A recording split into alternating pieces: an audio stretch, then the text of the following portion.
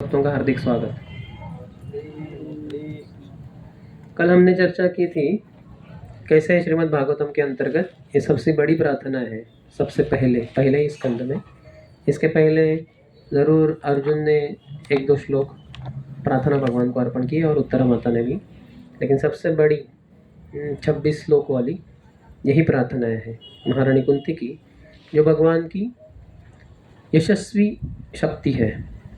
तो महारानी कुंती को मात्र स्मरण करने से, उनके श्लोक को कंठस्थ करने से, उद्धृत करने से हम पूरे यशस्वी होंगे जीवन में। तो कल हमने 18 से ये जो 43 श्लोक है 26, उसमें से 18 से 26 तक देखे थे कुछ। तो 18वें में उन्होंने बताया कि कैसे आप आदि पुरुष हो और दर्शन नहीं होते, भगवान को समझ नहीं सकते। वो बाहर भी है, अंदर भी है। वो एक माया की एक पर्दे से ढके हुए हैं, हमारे इंद्रियों के परे है, अधोक्षज भगवान है। जैसे एक नाटककार होता है जिसको समझना काफ़ी मुश्किल होता है, क्योंकि उसने अपना रूप बदल लिया होता है। इसी कारण से भगवान भी इस संसार में जब आते हैं तो हम उनको समझ नहीं पाते। भगवान को समझते हैं परम हंस लोग, मुनि लोग, जो अमल है, जो हृदय में पूरी तरह से शुद्ध है। भक्ति योग के द्वारा भगवान समझे जा सकते हैं। तो मैं भला एक स्त्री होने के कारण मैं कैसे आपको समझ सकती हूँ, ऐसी माता कुंती अपनी नम्रता में कहते हैं। लेकिन वो समझ पा रही है। जो सोचता है कि मैं भगवान को नहीं समझ पा रहा हूँ, वही भगवान को समझ पाता है। और जो सोचता है कि मैं भगवान को पहचानता हूँ, जानता हूँ, वो नहीं जानते। तो अगला प्रसिद्ध श्लोक, कृष्णाय वासुदेवाय देवकी नंदनाय च नंद गोप कुमाराय गोविंदाय नमो नमः, भगवान के 5 नामों का गुणगान करती है। और भगवान को पंकज, कमल से संबंधित, आपकी नाभि कमल सदृश है, आप कमल की माला भी कमल के पुष्पों की माला भी पहनते हो, आपका मुख भी या नेत्र भी कमल के समान है, और आपके चरण कमल भी कमल के समान है। आगे कहते हैं कि हे भगवान, आपने देवकी तो छुड़ा दिया, देवकी को कंस के कारागृह से, और साथ ही साथ मुझे भी, अपने बच्चों को भी इतने सारे अत्याचारों से बचाया। वो सब बता दिए। विशान महाग्ने पुरुषाद दर्शनात् असत्सभाया वनवास कृश्रतः मृधे मृधे नेक महारथास्त्रतो द्रौण्यस्त्रतश्चास्मि हरे अभिरक्षितः।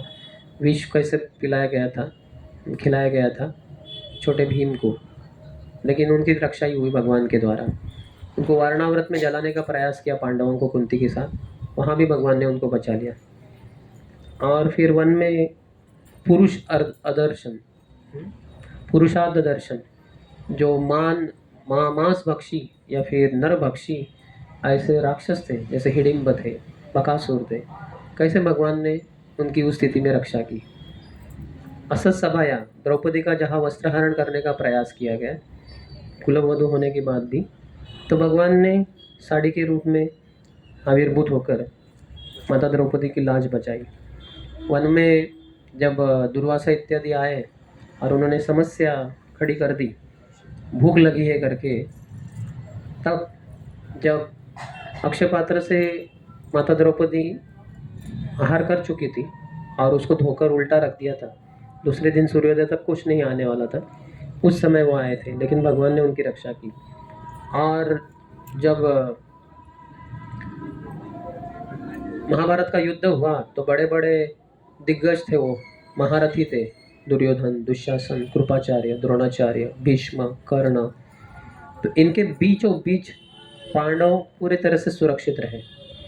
क्योंकि शुरुआत में ही कुंती माता ने कृष्ण से ये वचन मांगे थे कि देखना कृष्ण, तुम मेरे 5 पुत्रों को पूरे जीवित लेकर वापस आना। तो कहते बुआ, मैं 5 को जीवित लेके आऊँगा, और लेके भी आए। बाकी सब मारे गए, पांडवों के पुत्र भी मारे गए, अभिमन्यु भी मारा गया, लेकिन पांडव नहीं मरे, क्योंकि कृष्ण ने वचन दिए थे। कृष्ण का एक नाम सत्यवचनी भी है। तो एक वचन दे दिया तो उससे पीछे नहीं हटते। तो उन्होंने वचन दिया था माता कुंती को, तो 5 पुत्रों को, 5 पांडवों को उन्होंने सुरक्षित वापस हस्तिनापुर लेके आ गए। और अभी अभी जब द्रोणाचार्य के पुत्र अश्वत्थामा ने पांडवों का अंतिम वंशज जो माता उत्तरा के गर्भ में था परीक्षित के रूप में, उनको मारने का प्रयास किया गया ब्रह्मास्त्र छोड़कर, तब भी कृष्ण ने उनके गर्भ में प्रवेशित होकर उस गर्भ की रक्षा की। तो कहती ये सब जो समस्याएं आई, संकट विपदाएं आई, ये आने दो वापस, क्योंकि इसके साथ भगवान आप होते हैं हमारे जीवन में। अभी जब ये संकट नहीं रहे और आप वापस जा रहे द्वारका, तो क्या लाभ है फिर? ये तो कुछ काम का नहीं है। इससे अच्छा है कि संकट हो। तो भक्त कभी भी संकट से मुक्त जीवन नहीं जीना चाहते, वो भगवान के स्मरण से, भगवान की सेवा से युक्त जीवन जीना चाहते हैं। तो यहाँ भगवान है हस्तिनापुर में, तो उनकी सेवा हो पा रही है। अब वो जाएंगे द्वारका तो कैसे हम सेवा कर पाएंगे? तो संकट नहीं है इसलिए जा रहे हैं, तो जरूरत नहीं, संकट आने दो। विपदः संतुता शाश्वत तत्र तत्र जगत गुरो भवतो दर्शनम यस्यात् अपुनर्भव दर्शनम। वापस आने दो वो सब संकट। सोचिए, आपको ऐसे घर में रखा है जहाँ आग लग सकती है, जो लाख से बना हुआ है, ज्वलनशील पदार्थ, तो क्या आप रहना चाहेंगे उधर? आपको विष खिलाने जा रहे हैं, आप तैयार हैं? आपकी कुलवधू का वस्त्रहरण करने का प्रयास किया जाएगा, चलेगा आपको? हम तो तैयार नहीं होंगे। आपको महारथियों से लड़ना होगा महाभारत के युद्ध में, क्या आप तैयार हैं? ये सब जो संकट है, एक एक संकट इतने बड़े हैं कि हम एक भी संकट को झेलने के लिए, सामना करने के लिए तैयार नहीं होंगे। और यहाँ तो श्रृंखला ही है, एक के बाद एक, एक के बाद एक। और कह रही माता कुंती, आने दो इनको, इन सब समस्याओं को आने दो, क्योंकि भवतो दर्शनम यस्यात्। ये जब संकट आते हैं तो आपको हम पुकारते हैं और आप प्रकट हो जाते हो, और आपके दर्शन करने से भवतो दर्शनम यस्यात् अपुनर्भव दर्शनम। इस संसार के फिर से दर्शन नहीं करने पड़ते अगर भगवान के दर्शन हो जाए तो। महाभारत के युद्ध में जो भी सेनानी मारे गए, तो कृष्ण की उपस्थिति में मारे गए। तो जब आत्मा शरीर छोड़ के जा रही थी उनकी, तो क्या हुआ? वो कृष्ण को देखते हुए जा रही थी। इसी कारण वो पूरे शुद्ध होकर भगवत धाम वैकुंठ लोक चले गए। हालांकि इतने पापी थे, उनको कभी भी संभव ही नहीं था भगवत धाम में प्रवेश, लेकिन मात्र भगवान कृष्ण की उपस्थिति में उनका मृत्यु हुआ, तो इसी कारण वो शुद्ध हो गए। पार्थास्तु पूतः, क्योंकि पार्थस्त्र, अर्जुन ने भी बाण छोड़े थे, तो अर्जुन के बाण से शुद्ध हो गए और भगवान के दर्शन करते करते वैकुंठ जगत में उन्होंने प्रवेश किया। तो ये लाभ है भगवान कृष्ण की उपस्थिति का। फिर आगे कहती है, जन्म ऐश्वर्य श्रुतश्रिद्भि यदमानम अध पुमान नैव अर्हति अपि दातुम वै त्वाम अकिंचन गोचरम। चार चीज़ें एक व्यक्ति को भौतिक जीवन में समस्या कर देती है। जन्म, अच्छा कुलीन घर में जन्म, अहंकार चढ़ जाता है।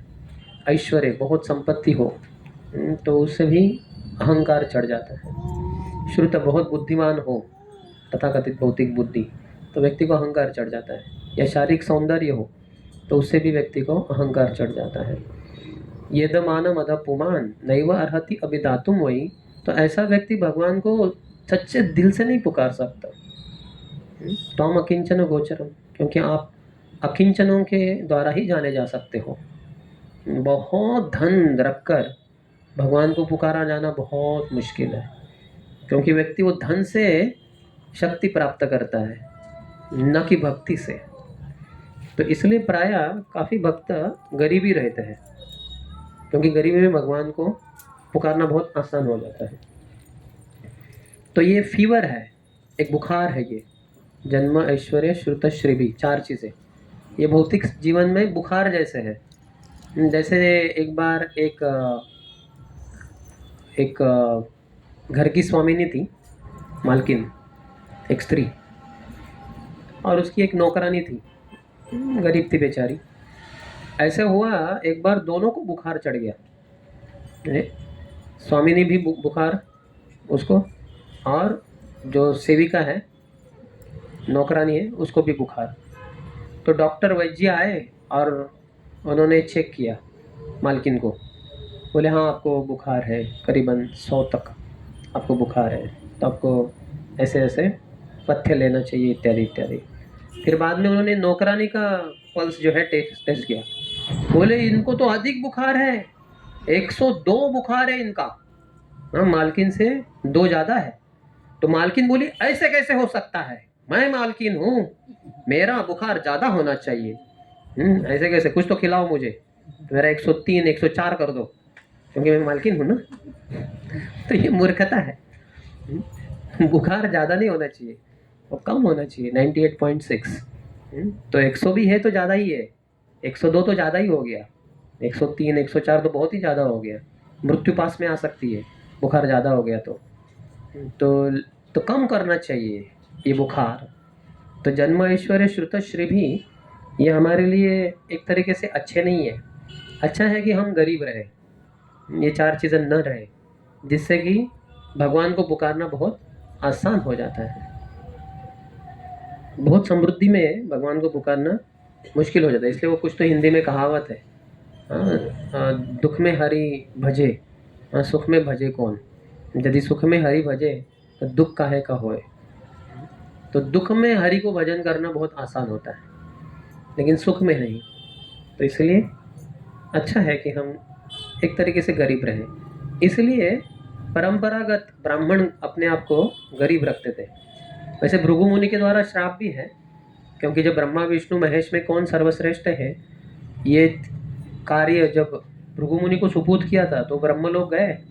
ब्रह्मा जी उनके पुत्र, उनके पिताजी है, तो नमस्कार नहीं किया उन्होंने, झुके नहीं वो। तो ब्रह्मा जी बड़े क्रोधित हुए, अरे मेरा पुत्र है और मेरे सामने झुकता नहीं।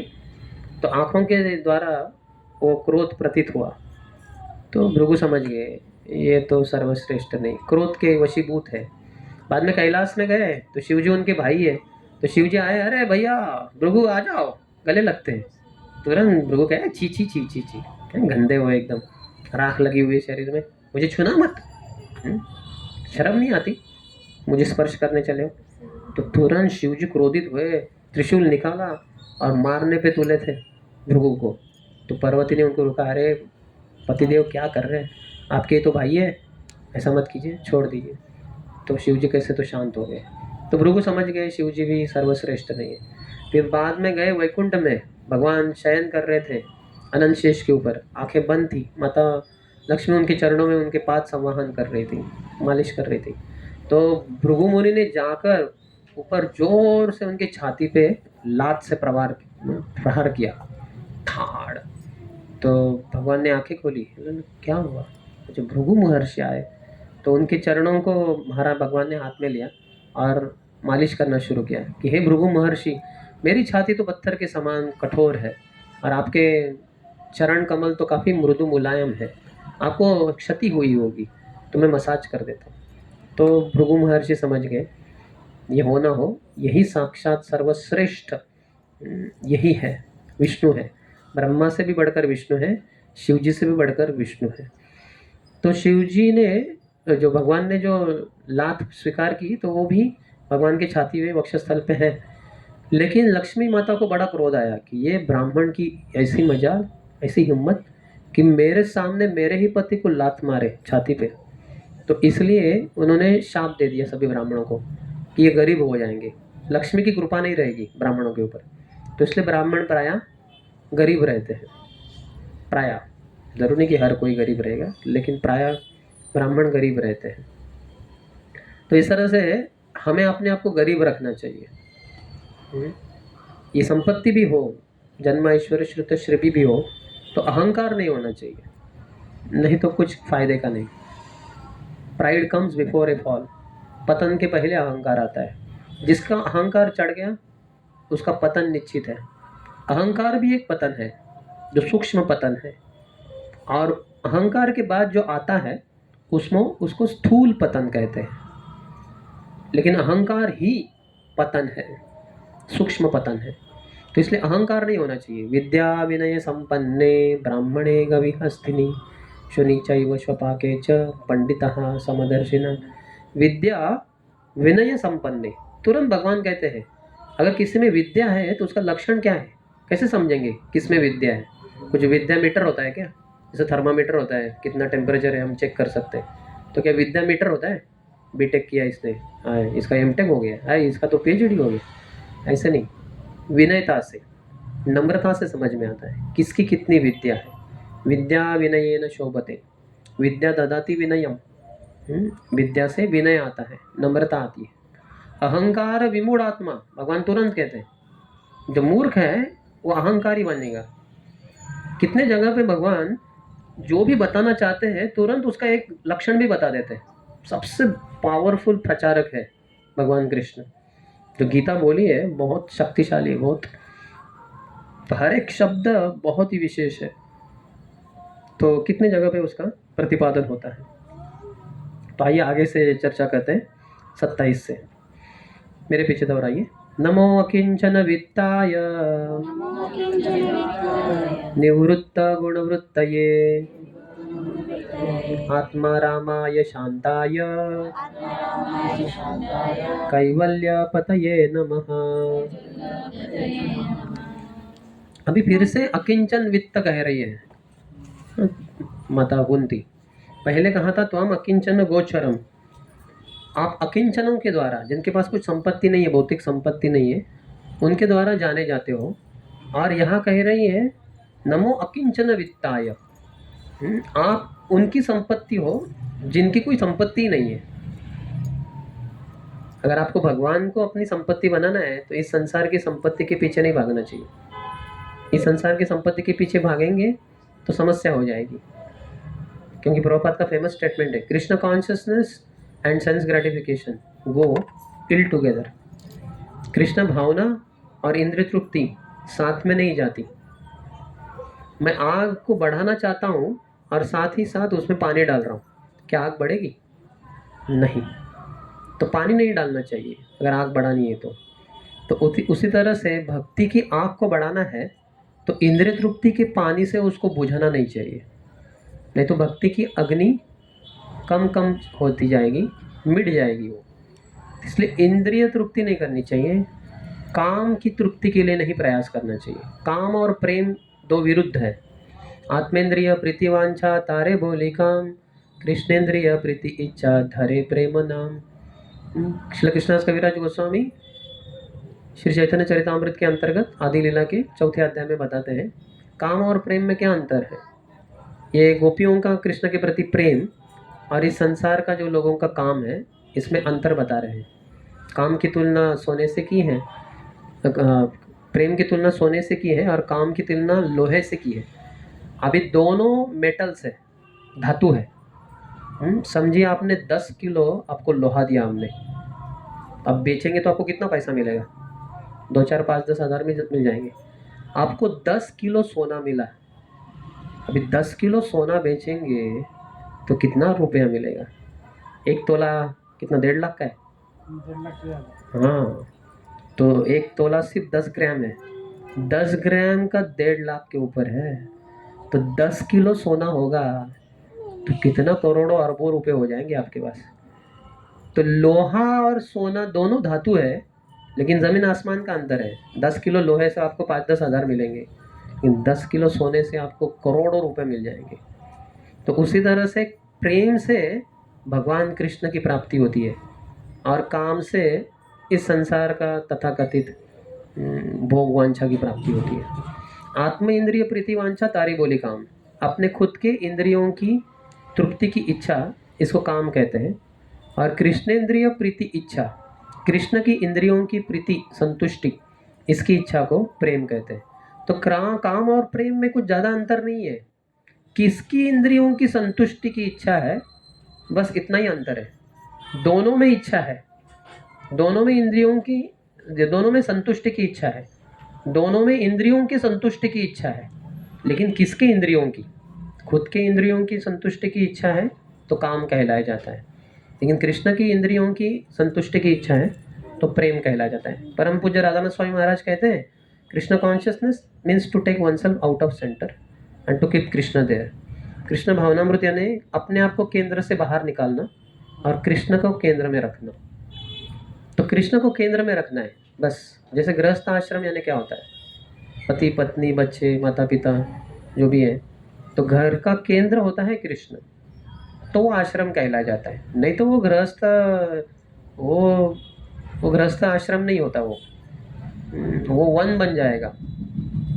भगवान नहीं है भवन में तो वन बन जाता है। वन में हिंस्र पशु रहते हैं, बाघ, सिंह, चीता, एक दूसरे को मारने पे तुले रहते हैं।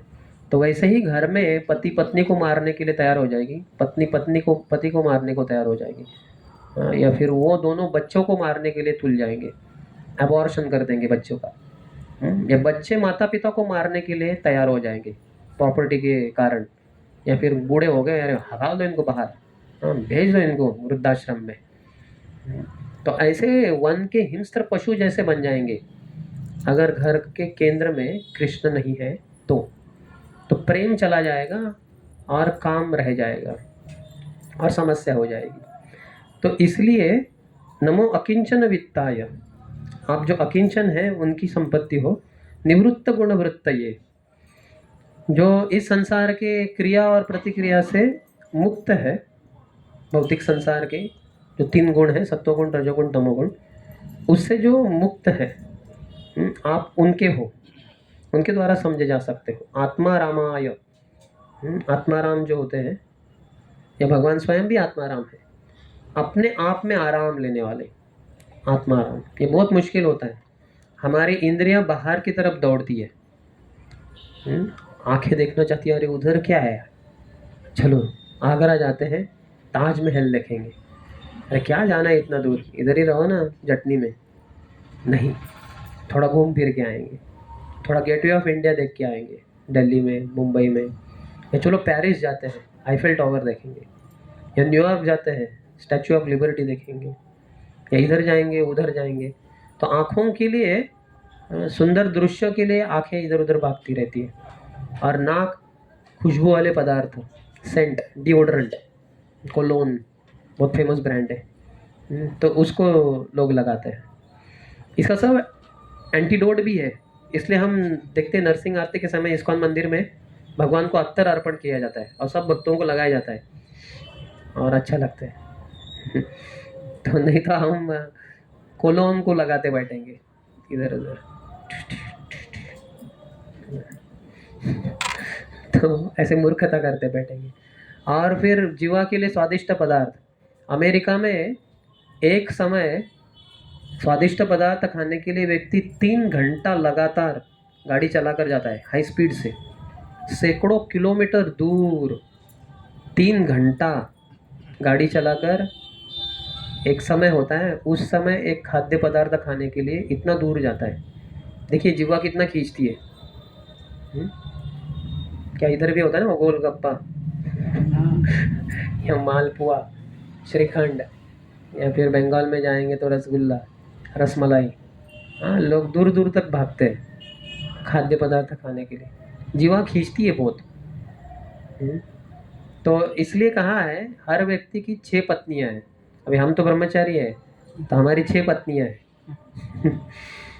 तो जंगल में भी जाएगा कोई साधु या ऋषि मुनि, बोलेगा कोई पत्नी नहीं हो, सबको घर में छोड़ रहा हूँ, अकेला जा रहा हूँ। नहीं, 6 पत्नियों को लेके ही जा रहा है।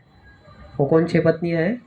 2 आँखें, 2 कान, नाक, जीवा, त्वचा और मन। तो ये सबकी 6 पत्नियां हैं। जो माताजी लोग हैं जो कहेंगे कि मैं अपने पति की पत्नी हूँ, लेकिन ये पत्नी की 6 पत्नियां हैं। हर किसी की 6 पत्नियां हैं। तो सब शादीशुदा है और सब बहुपत्नीय है। जैसे एक पत्नी व्रत होता है ना राम जी का, एक ही पत्नी स्वीकार करेंगे। हम सब ने 6 पत्नियां स्वीकार की है। पता नहीं कैसे, क्या आपने दिवाला निकल जाएगा, बाजा बज जाएगा, बैंड बाजा, और वो बज ही रहा है। तो फिर जीवा खींचती है स्वादिष्ट पदार्थ खाने के लिए।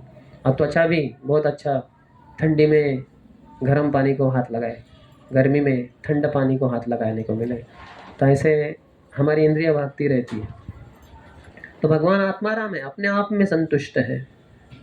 आत्मारामाश्च मनयो निर्ग्रंथापि उरुक्रमे कुर्वन्त्य हेतु किं भक्तिम इत्थं भूतगुणो हरिः। यहीं पे 7वें अध्याय में, पिछले अध्याय में बताया गया है कि जो आत्माराम होते हैं, अपने आप में संतुष्ट होते हैं, वो भी भक्ति के द्वारा भगवान से आकर्षित हो जाता है। तो भगवान की बहुत विशेषता है कि हर किसी को आकर्षित करते हैं, इसलिए कृष्ण कहला जाते हैं। कर्षति इति कृष्ण। शांताय, भगवान शांत है। कैवल्य पतये नमः। ये जो मोनिस है, जो कैवल्य के प्रति पागल रहते हैं, हरे कृष्ण, उनके भी पति है भगवान कृष्ण। तो अगर हमारे पास कुछ भी नहीं है संपत्ति, तो हमारा अंत ही हो जाएगा। इसीलिए एक तरीके से हर कोई विरक्त है ही नहीं, कोई भी वैरागी नहीं है, हर किसी को कोई ना कोई संपत्ति है ही। तो कुछ बड़ी चीज प्राप्त करने के लिए व्यक्ति छोटी चीज को त्याग देता है। जैसे विद्यार्थीगण, उनको खेलने में बड़ा मजा आता है, छोटे बच्चों को बाल्यावस्था क्रीडासक्ता। आप सब माता पिता को पता होगा, जैसे ही स्कूल से आते हैं बच्चे खेलने जाते हैं मैदान में, और शाम के 7 बजे 7:30 बजे तो भी वापस आने का नाम नहीं लेते। खेल कूद में बहुत अच्छा लगता है। लेकिन जिन विद्यार्थियों को ये समझ में आता है कि पढ़ाई करनी चाहिए, तो फिर वो जो खेलने की जो उनकी वृत्ति होती है उसको त्याग पाते हैं, क्योंकि कुछ हायर चाहिए, ऊंचा चाहिए। इस कारण से या किसी को बड़ा जॉब चाहिए तो छोटे जॉब को वो छोड़ देता है। तो इसी तरह से भक्त इस संसार की चीज़ों को छोड़ देते हैं कुछ आध्यात्मिक चीज़ हासिल करने के लिए, कृष्ण को हासिल करने के लिए। वो जानते हैं कृष्ण सर्वोत्तम है, तो इसके लिए मुझे इस संसार की चीज़ों को त्यागने के लिए तैयार होना चाहिए। अनुकूल्यस्य संकल्प, प्रतिकूल्यस्य वर्जनम। शरणागति के 6 लक्षण हैं। जो शरणागत भक्त होता है उसकी भगवान प्रार्थना सुनते हैं। षडविधा शरणागति जहार, तहार प्रार्थना सुने नंद ब्रजेंद्र कुमार। तो षडविधा शरणागति होनी चाहिए। आप शरणागत है यानी क्या? सर्वधर्मान परित्यज्य मामेकम शरणम व्रज। तो उसके 6 लक्षण हैं। अनुकूल्य से संकल्प, भक्ति में प्रगति के लिए जो कुछ अनुकूल है उसको स्वीकार करना चाहिए। प्रतिकूल्य से वर्जनम, जो भी प्रतिकूल है उसको दूर रखना चाहिए। जैसे एक सीधी सी बात है, सुबह जप के समय मोबाइल को दूर रखना चाहिए। आप में से कितने जने जप में मोबाइल को दूर रखते हैं, अपने पास नहीं रखते? सुबह 16 माला होने तक मोबाइल को हाथ नहीं लगाने का।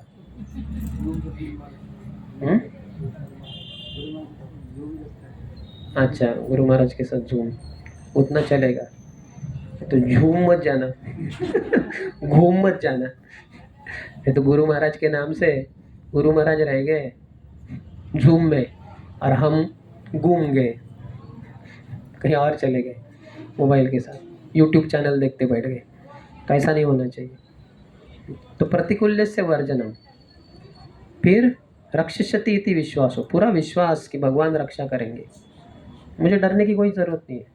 मारे कृष्ण राखेंगे, राखे कृष्ण मारेंगे।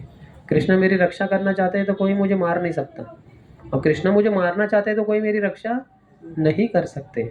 आईसीयू में भी जाऊं और दिन के 30,000 रुपये भी दूं तो भी मेरी रक्षा नहीं होगी।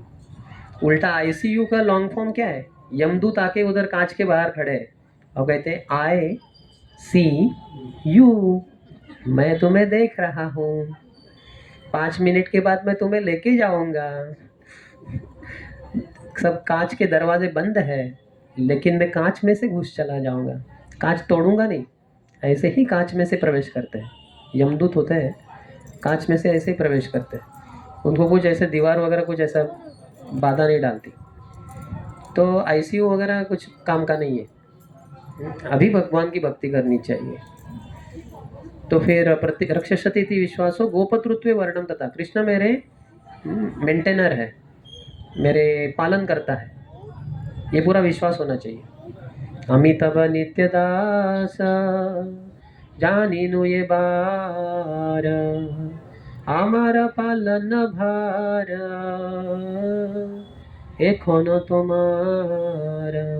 भगवान अभी मैं समझ गया, मैं आपका नित्य दास हूँ, मेरा पालन भार एक होनो तुम्हारा, ये आपकी जिम्मेदारी है। अभी मुझे चिंता करने की ज़रूरत नहीं। जैसे ये बच्चे हैं छोटे छोटे, वो बैठा है माता जी के गोद में, ये दोनों बैठे, इनको क्या चिंता है? भूख लगती है माँ के पास, माँ जो खाने को दो, कुछ क्रीम रोल चाहिए तो क्रीम रोल मांगेंगे, केक चाहिए तो केक मांगेंगे, कुछ भी डिमांड करेंगे। उनको पता नहीं होता कितना पैसा जाता है खरीदने में, लेकिन वो डिमांड करते हैं क्योंकि माता पिता के ऊपर आश्रित है। तो सब पालनहार माता पिता देख लेंगे, पूरा विश्वास है। तो अर्थात इस संसार में हम जब बड़े होते हैं, आप 30-40 साल के होंगे, तो आपके माता पिता 80-90 साल के हो जाएंगे। वो बूढ़े अपनी भी रक्षा नहीं कर पाएंगे, इसलिए आपको अपने पाँव के ऊपर खड़ा होना पड़ेगा। लेकिन कृष्ण ऐसे बूढ़े नहीं होते, वो लक्ष्मीपति हैं, जगन के पालन हारा है, सबका पालन करते हैं। गतिर्भर्ता प्रभु साक्षी निवास शरण शुरूत, प्रभव प्रलय स्थानम निधानम बीजम अव्ययम। भगवान कहते हैं कि गतिर्भर्ता, मैं ही सबकी गति हूँ, मैं सबका भरता भी हूँ, भरण करने वाला। इसलिए विश्वम्भर चैतन्य महाप्रभु का एक नाम है। और भगवान महाप्रभु कहते हैं निमाई पंडित कि मेरा नाम विश्वम्भर सार्थक नहीं होगा जब तक मैं पूरे विश्व को हरिनाम से भर न दूं। विश्वम भर, विश्व को भर दूं, किससे? हरिनाम से। तो मेरा नाम विश्वम्भर सार्थक नहीं होता, अर्थात उसका दूसरा मतलब है विश्व का पालन पोषण करने वाले, विश्वम्भर। लेकिन दूसरा भी मतलब भगवान चैतन्य महाप्रभु बताए हरिनाम से संबंधित। तो गोपतृत्व वर्णम तथा आत्मनिक्षेप, पूरी तरह से भगवान को शरणागत हो जाना, अपने तरफ से भी शरणागति भगवान को अर्पण करना। और कार्पण्य, नम्रता। नम्रता ये छठा शरणागति का लक्षण है।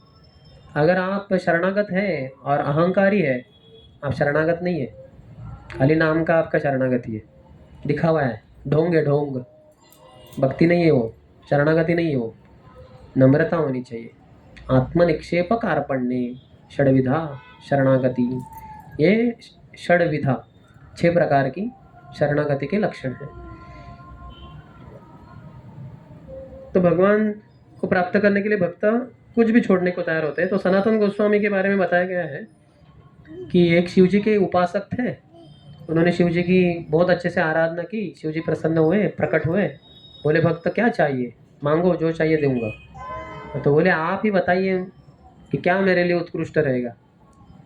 तो बोले ठीक है, यहाँ बाजू में वृंदावन में ही सनातन गोस्वामी रहते हैं, गोवर्धन में, चकलेश्वर महादेव के बाजू में। तो जाओ, उनके पास एक पारस पत्थर है, वो पारस पत्थर से लोहे को स्पर्श करेंगे, सोना बन जाएगा, तुम मालामाल बन जाओगे।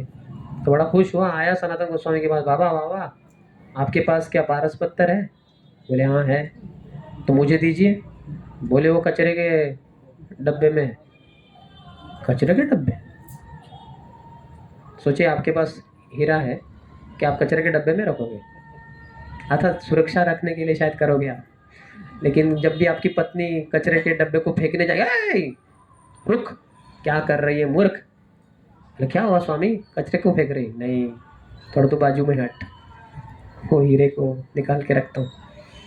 तो वैसे तो लेकिन सनातन गोस्वामी तो बड़े विरक्त थे। तो वो व्यक्ति गया और कचरे के वो कुंडी में से उसे निकाला, देखा तो पारस पत्थर था, बड़ा खुश हो गया, बोले ये मैं लेता हूँ। बोले ठीक है। लेके गया घर में, जैसे ही लोहे को स्पर्श किया वो सोना बन गया, दूसरा लोहे को स्पर्श किया सोना बन गया, सब सोना सोना बन गया। बड़ा खुश हुआ है, मैं बहुत अमीर बन गया। लेकिन कुछ दिनों के बाद उसके मन में विचार आया, अगर ये इतना महत्वपूर्ण पारस पत्थर था तो सनातन गोस्वामी ने उसको कचरे में क्यों रखा? इसका मतलब सनातन गोस्वामी के पास इससे भी कुछ बढ़कर चीज होगी जो मैंने मांगी ही नहीं, मैं तो पारस पत्थर मांग बैठा। तो चलो जाता हूँ। तो गए उनके पास, बोले गोस्वामी जी क्या आपके पास इससे भी बढ़कर कुछ है पारस पत्थर से? बोले हाँ, इससे भी बढ़कर है, बहुत बड़ा पत्थर है। अच्छा, तो क्या मुझे देंगे वो? हाँ देंगे। तो दीजिए। नहीं, इसके लिए आपको ये पारस पत्थर यमुना में फेंकना होगा। ठीक। तो गया वो यमुना में फेंक दिया।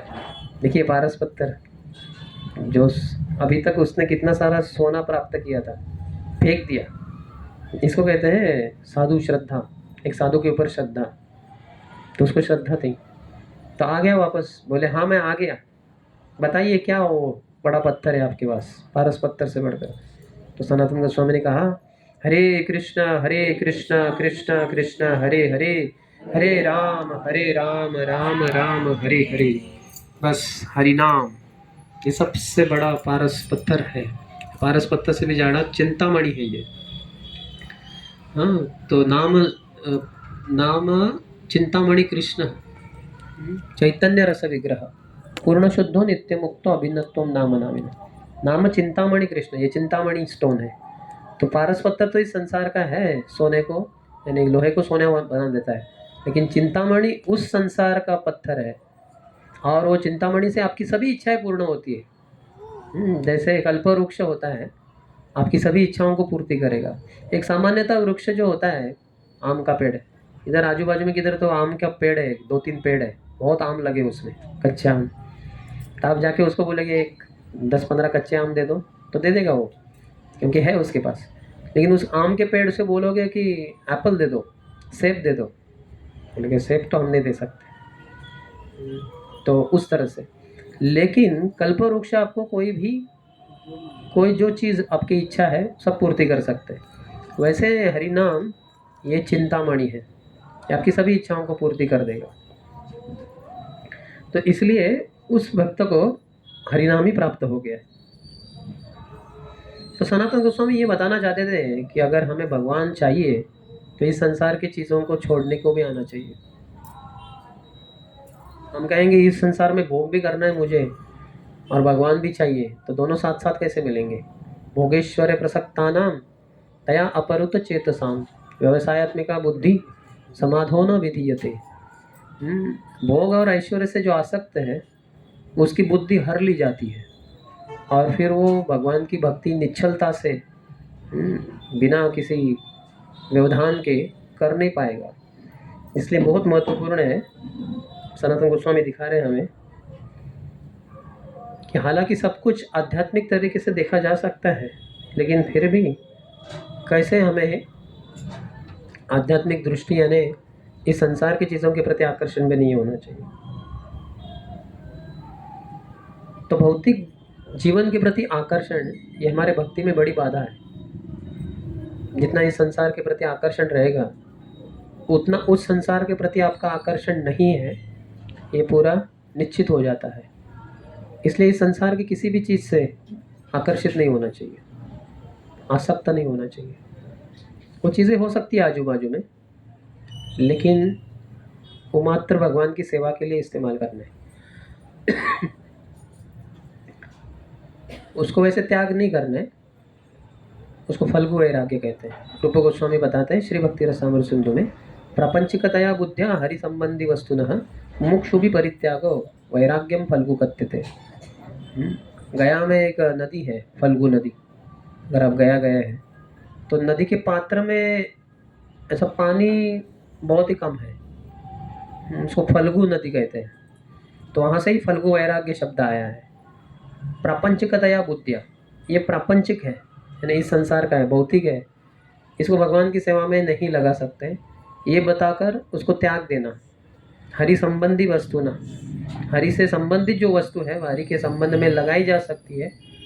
हाँ, मुमुक्षु भी परित्यागो, उसको जो त्याग देता है वैराग्यम फल्गु कहते थे, उसके वैराग्य को फल्गु वैराग्य कहते हैं। जैसे एक बार एक आदमी एक हाथी के ऊपर, अमीर आदमी सवार हो गया और उसके पास एक बक्सा था, उसमें सब हीरे मोती सोना चांदी था, और वो फेंकने लग गया, मैं वैरागी बन रहा हूँ, मैं वैरागी बन रहा हूँ, मुझे इस संसार से कुछ आसक्ति नहीं।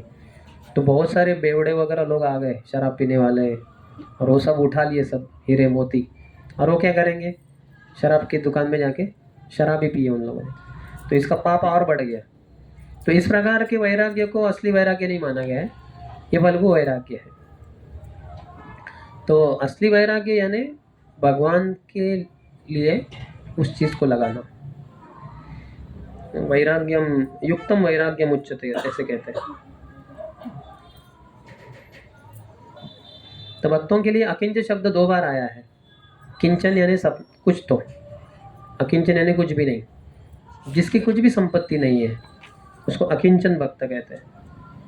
श्रील प्रभुपाद के एक गुरु भाई थे, श्रील अकिंचन कृष्णदास बाबा जी महाराज। तो हरिनाम के अलावा और उनकी कुछ संपत्ति थी ही नहीं। तो हरिनाम जिसकी संपत्ति है वो संसार का सबसे बड़ा धनी व्यक्ति है।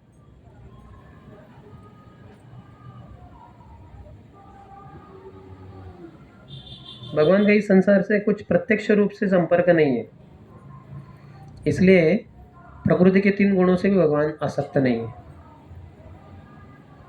3 गुणों के परे ही रहते हैं। त्रिगुणाधीन नहीं है भगवान, न त्रिगुणातीत है और त्रिगुणाधीश है, 3 गुणों के स्वामी है वो।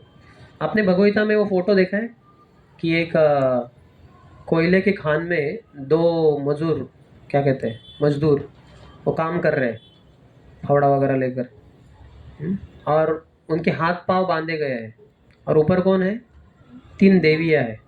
एक नीले रंग की साड़ी पहनी है, एक पीले रंग की और एक लाल रंग की। तो वो 3 गुणों को दर्शाती है। जो पीले रंग की साड़ी पहनी है वो सत्वगुण है, जो नीले रंग की वो तमोगुण, और जो लाल रंग की वो रजोगुण।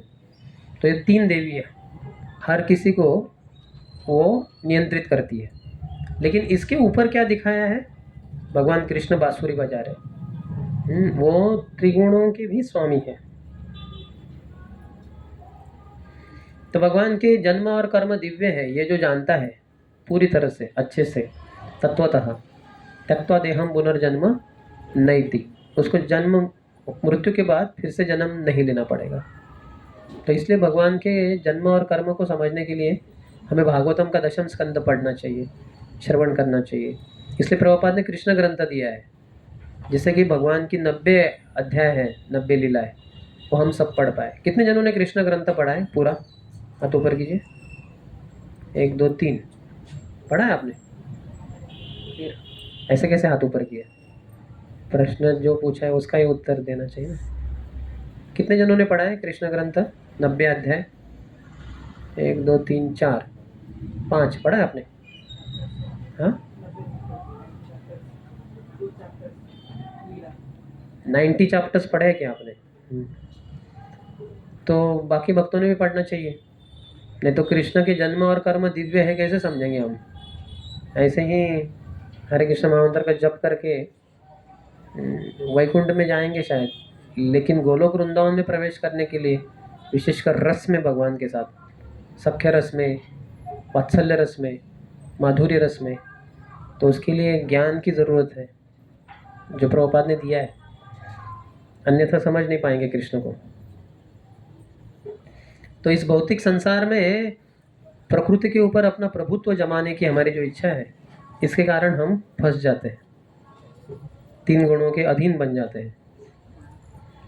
इसलिए भक्तों को निवृत्त गुणवृत्ति कहते हैं। निवृत्त है वो, रिटायर्ड है। गुणवृत्ति, गुणों की जो श्रृंखला चलती रहती है हमारे ऊपर, गुणों का प्रभाव, उससे भक्त पूरी तरह से मुक्त होते हैं। भगवान तो है ही मुक्त, लेकिन भक्त भी मुक्त रहते हैं।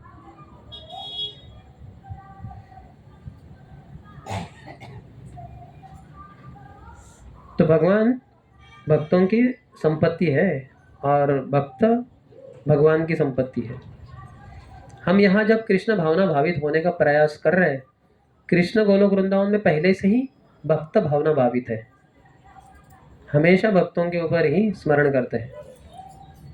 ध्यायन्ते वैष्णवा शाश्वत गोविंद पद पंकजम, ध्यायते तांश गोविंद शाश्वत तेषां च सन्निधो।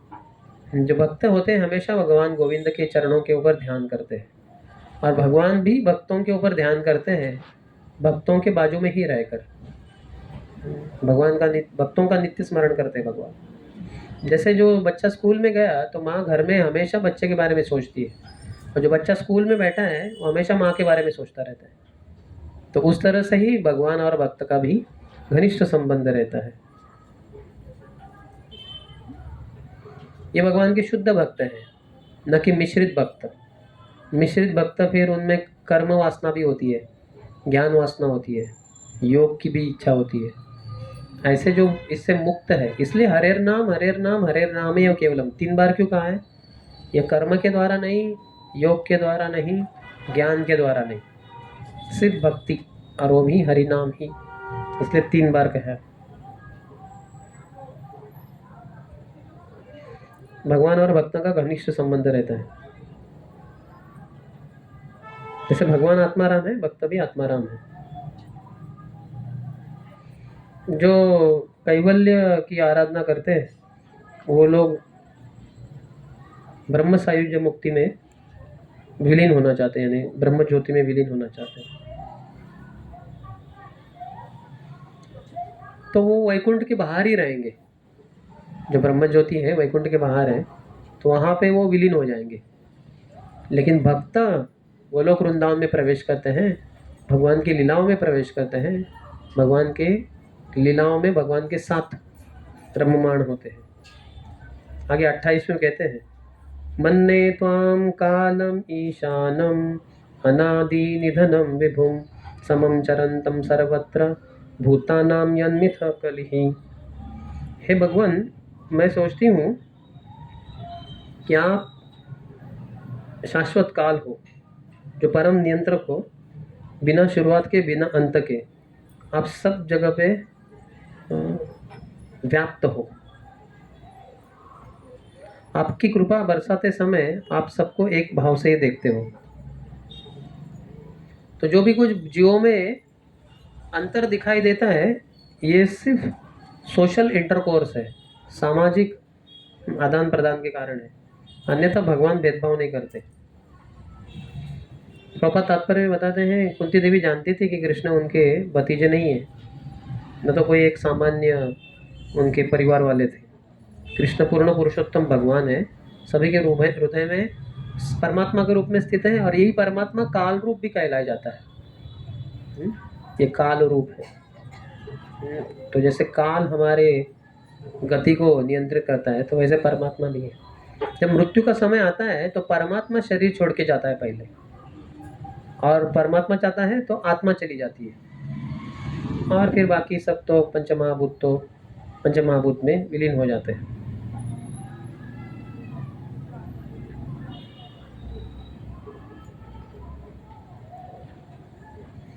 भगवान परमात्मा होने के कारण वो भविष्य, भूत, वर्तमान तीनों चीजें जानते हैं। जैसे हमारे हृदय में जो परमात्मा है, कब से हमारे हृदय में है? जन्म से नहीं, जब हम आए हैं गोलोक वृंदावन से, तब से हमारे साथ ही है। हम शरीर बदलते रहते हैं, लेकिन परमात्मा हमारे साथ वही है। तो हमारा सब कुछ जानते हैं। जैसे अभी 2026 चल रहा है, तो 26 साल जब चल रहा था, 2000 साल पहले, तो हम क्या कर रहे थे, परमात्मा को सब पता है। कौन सी योनि में थे, क्या खा रहे थे, सब कुछ उनको पता है।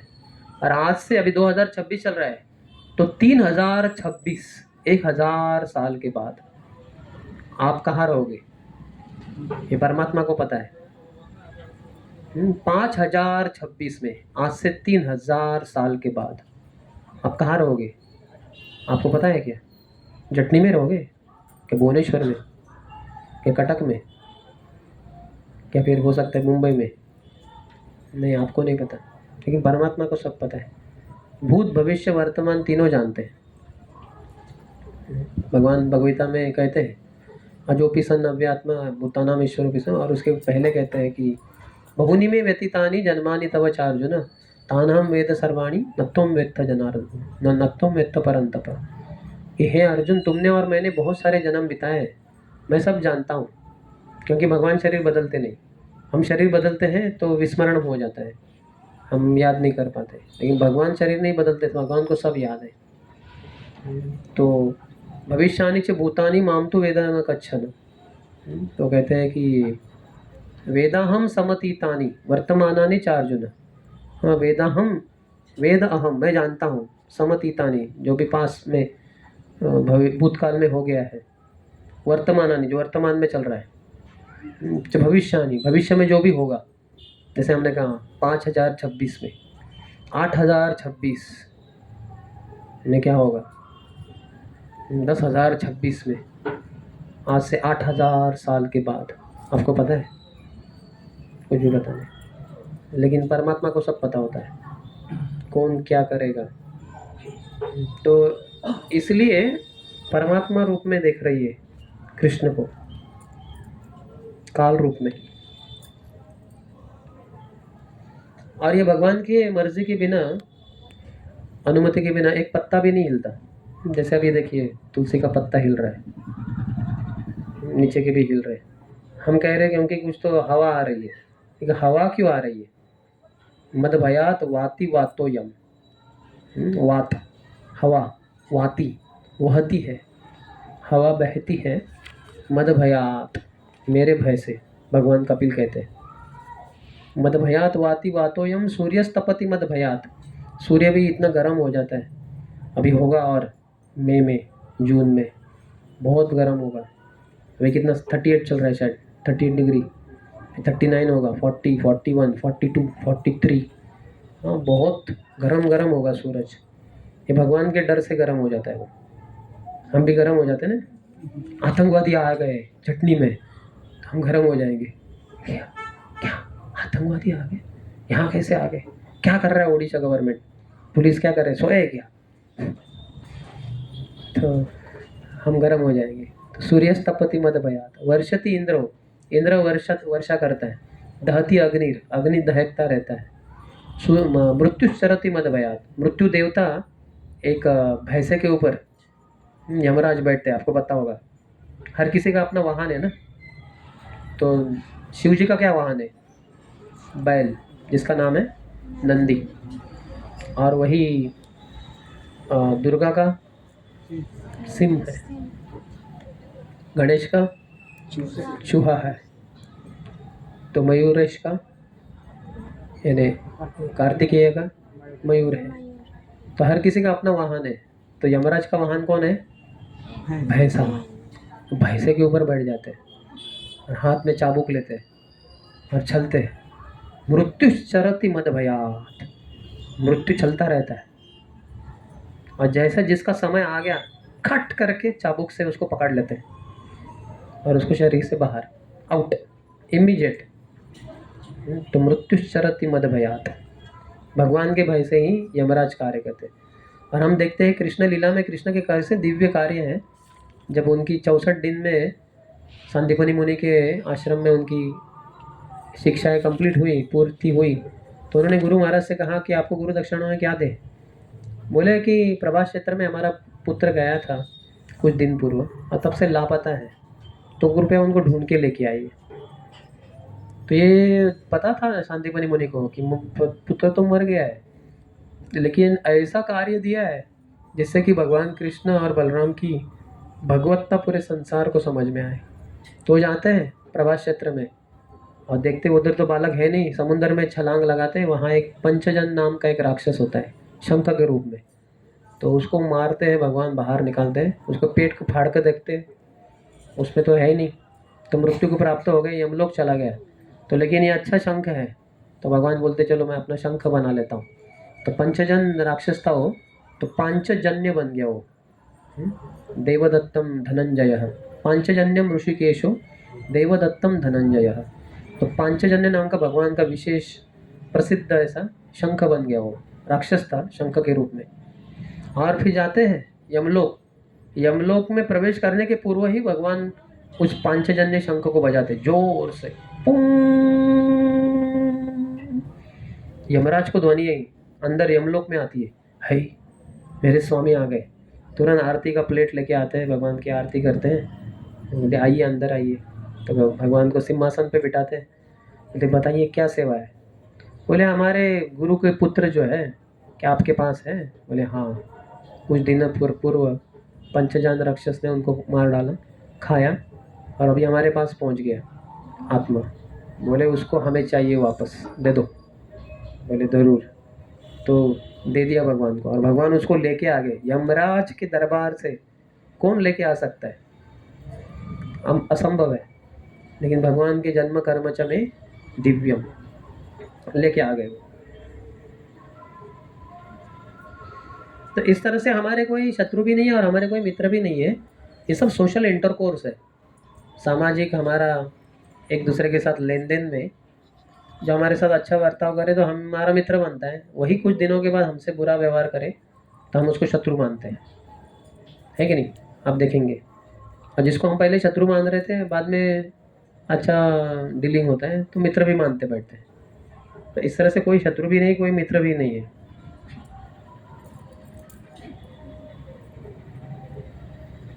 हम अपनी ही दैव को निर्माण करते हैं अपने क्रियाओं के द्वारा।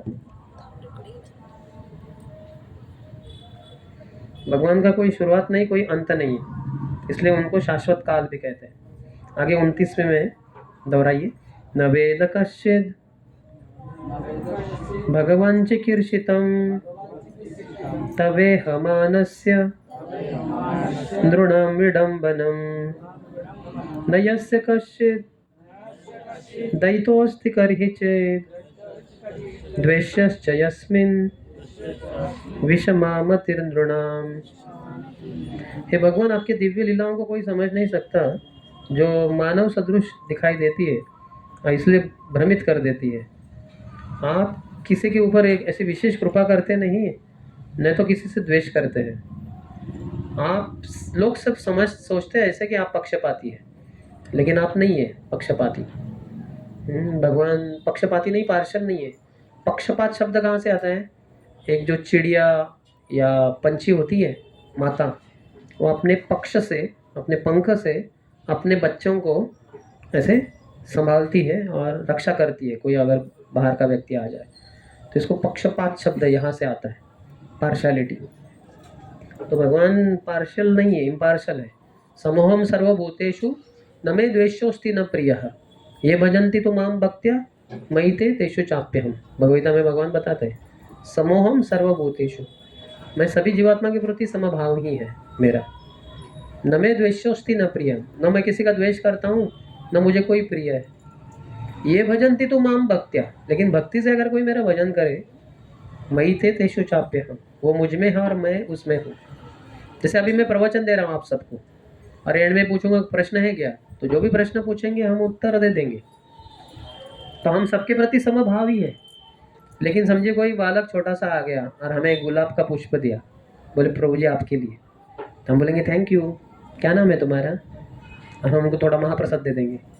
आप बोलेंगे ऐसे कैसे?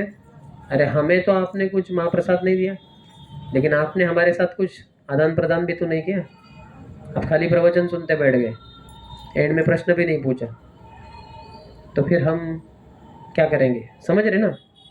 तो भगवान ऐसे निपक्षपाती है, पक्षपात नहीं करते भगवान, ऐसे माता कुंती बता रही है। तो भगवान सभी के प्रति समभाव ही रखते हैं।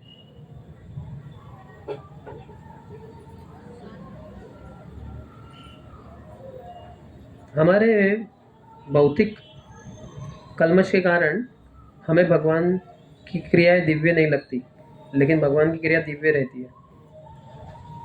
भगवान कभी पक्षपात नहीं करते। जैसे सूरज की किरणें आती है, सभी के लिए समान ही रहती है।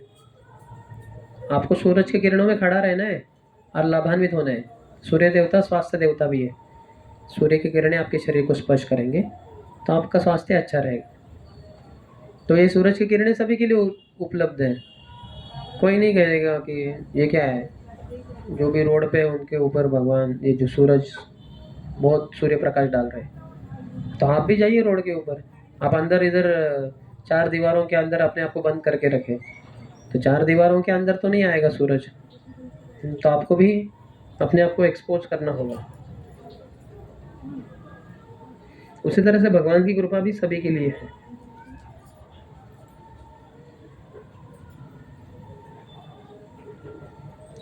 अन्य जो चार प्रकार के लोग भगवान को शरण आते हैं, शरण चतुर्विधा भजन्ते माम जना सुकृतिनो अर्जुन आर्तो जिज्ञासु अर्थार्थी ज्ञानी च भरतर्षभ। तो चार प्रकार के लोग मेरी शरणागति में आते हैं। भगवान कहते हैं चतुर्विधा भजन्ते माम जना सुकृतिनो, ये अच्छे लोग हैं, पुण्यात्मा लोग हैं, जिन्होंने पाप नहीं किया है, इसके कारण भगवान के पास आते हैं। जो पापी होते हैं वो नहीं आते। नमाम दुष्कृतिनो मूढ़ा प्रपद्यन्ते नराधमः मायया अपृत ज्ञान आसुरम भावम आश्रिता। ये भी भगवान बताते हैं कि चार प्रकार के लोग मेरी शरणागति नहीं आते, क्योंकि दुष्कृत्य में है, बहुत पाप किए उन्होंने, रजोगुण तमोगुण के वशीभूत है। लेकिन जो सुकृति न है, जना सुकृतिनो अर्जुन, वो है आर्त, जो किसी दुख में है, जिज्ञासु, कुछ तो जिज्ञासा है, अर्थार्थी, कुछ धन की इच्छा है, संपत्ति की इच्छा है, या ज्ञानी, जो भगवान की ही खोज में है। ऐसे चार प्रकार के लोग भगवान के पास आते हैं, लेकिन प्रायः अपनी इच्छा की पूर्ति के बाद वापस चले जाते हैं, भगवान की भक्ति नहीं करते। तो ज्ञानी जो है वो ऐसा नहीं है। उदारा सर्व एवैते ज्ञानी त्वात्वैव मे मतम। भगवद्गीता में भगवान कहते हैं कि ज्ञानी विशेष है, वो मेरी ही खोज में आया है। इसलिए बहुनाम जन्मनाम अन्ते ज्ञानवान माम प्रपद्यते, जो ज्ञान में है वो मेरी शरणागत होता है।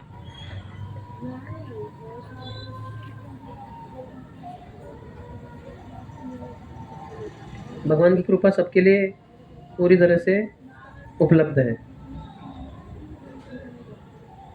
तो शुद्ध भक्त इस कृपा को पूरा अपना लेते हैं, और जो मिश्रित भक्त हैं, जैसे ज्ञानी है, अर्थार्थी है, या फिर अर्थ है, या जिज्ञासु, बस किसी कारण से आते हैं दुख से निवारण के लिए, दुख निवारण हो गया तो छोड़ देते हैं, भगवान की पूरी कृपा स्वीकार नहीं कर पाते।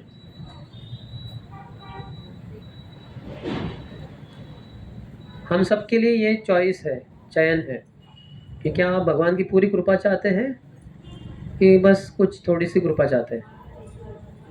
बस भगवान थोड़ा धन दे दो, हमारी बेटी का विवाह है, दहेज के लिए 10 लाख रुपए चाहिए तो दे दो आप, तो मंदिर जाओ, थोड़ा सा नारियल फोड़ो, ये करो वो करो, और मिल गए 10 लाख रुपए, चलो भगवान को छुट्टी, अभी हो गया काम। तो ऐसे नहीं, हर स्थिति में भगवान की भक्ति करते रहना चाहिए, क्योंकि जीवेर स्वरूप है कृष्णेर नित्य दास, हम कृष्ण के नित्य दास हैं। हर स्थिति में स्थितियाँ बदलती रहेगी, लेकिन हमारी संविधानात्मक स्थिति कि हम कृष्ण के नित्य दास हैं, ये कभी नहीं बदलेगी। तो ये जानकर जो भगवान की अविरत भक्ति कराए वो शुद्ध भक्त कहलाया जाता है।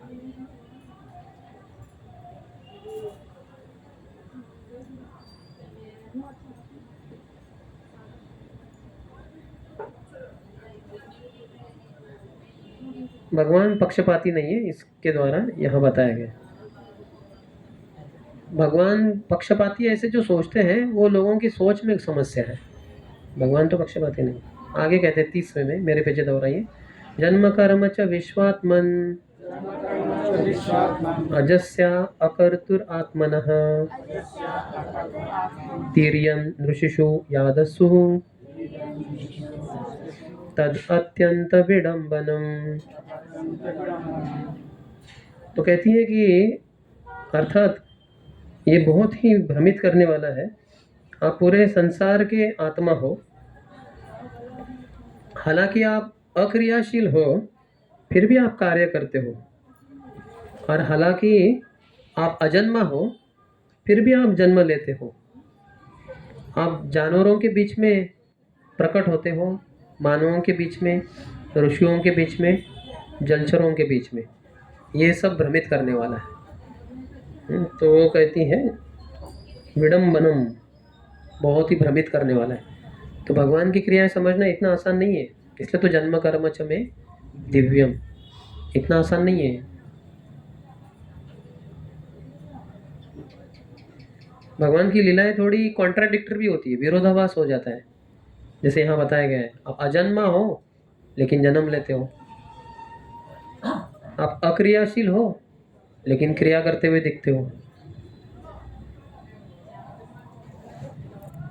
ऐसा एक श्लोक है कि न तस्य कार्यम करणम च विद्यते न तत्समश्चाभ्यधिकश्च दृश्यते स्वाभाविकी ज्ञान बल क्रिया च। और एक लाइन है इसमें कि वो कहते हैं न तस्य कार्य करणम च विद्यते, भगवान के लिए कोई कार्य है ही नहीं करने के लिए। कुछ हम सब के लिए होते हैं ना, आपको बोलेंगे कल सुबह आ जाइए, कल सुबह हम कथा करेंगे 9 बजे से 12 बजे तक, आइए सब। आप बोलेंगे अरे ऐसे थोड़ी है भाई, हमें जॉब को जाना है, तो माता जी बोलेंगे हमें कुकिंग करना होता है। तो हम सबके कार्य होते, भगवान के लिए कोई कार्य नहीं। न तस्य कार्यम करणम च विद्यते न तत्समश्चाभ्यधिकश्च दृश्यते, भगवान के समान कोई नहीं, भगवान के ऊपर कोई नहीं। इसलिए भगवान का एक नाम असमूर्ध्व भी है, असम अऊर्ध्व, उनके समान कोई नहीं है, उनके ऊपर कोई नहीं है, असमूर्ध्व, ये भगवान का एक नाम है। न तत्समश्चाभ्यधिकश्च दृश्यते, परास्य शक्ति विविधैव श्रूयते, भगवान की बहुत सारी शक्तियाँ हैं, अनंत शक्तियाँ हैं। 3 प्रमुख बताई गई है, बहिरंगा, अंतरंगा, तटस्थ, ये तो प्रमुख है, लेकिन भगवान की शक्तियाँ तो अनंत है, परास्य शक्तिर्विविधैव श्रूयते। हाँ, ये ऐसे सुनाई दे रहा है कि भगवान की अनेक शक्तियां हैं। स्वाभाविकी ज्ञान बल क्रिया च, स्वभाव से ही ज्ञान क्रिया बल, ये भगवान की शक्तियां हैं और ये सब कुछ करवा देती है। भगवान को कुछ सोचना पड़ता नहीं। और भगवान प्रकट होते हैं अलग अलग योनियों में भी। सभी 84 लक्षों योनियों में नहीं प्रकट होंगे, लेकिन जैसे यहाँ बताया गया है जानवरों के बीच में वराहदेव आए एक सुकर के रूप में, एक सुअर के रूप में, फिर मत्स्य अवतार आए जलचर के रूप में, नरसिंहदेव आधे मानव आधे सिंह आधे जानवर। तो भगवान अलग अलग तरीके से आते हैं। हयग्रीव भी है, तो शरीर जैसे मानव जैसा और सर एक अश्व का, हय यानी घोड़ा, तो हयग्रीव हयशीर्ष भी कहलाया जाता है। लेकिन मानव में विशेषतः राम और कृष्ण ये बहुत विशेष माने गए हैं। ऋषियों में प्रकट होते हैं नर नारायण के रूप में बद्रिकाश्रम में।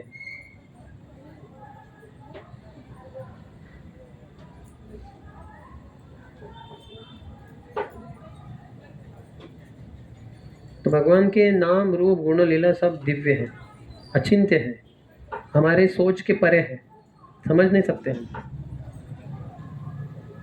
भगवान को मापना भी मुश्किल है। फिर जैसे हम सबका हाइट चेक करते हैं ना, बच्चे बड़े होते रहते हैं तो हम उनको खड़े कर देते हैं और एक लाइन मार देते हैं और फिर बाद में उनको निकाल के देखते हैं कितना हुआ, 4 फीट 8 इंच या 5 फुट 5 फीट 3 इंच।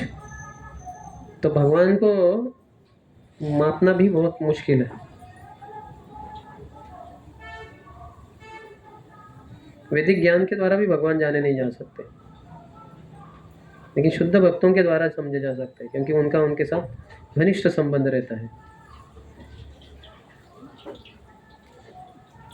भगवान पूर्ण पुरुषोत्तम भगवान ही रहते हैं, वो जानवरों के बीच में उपस्थित हो।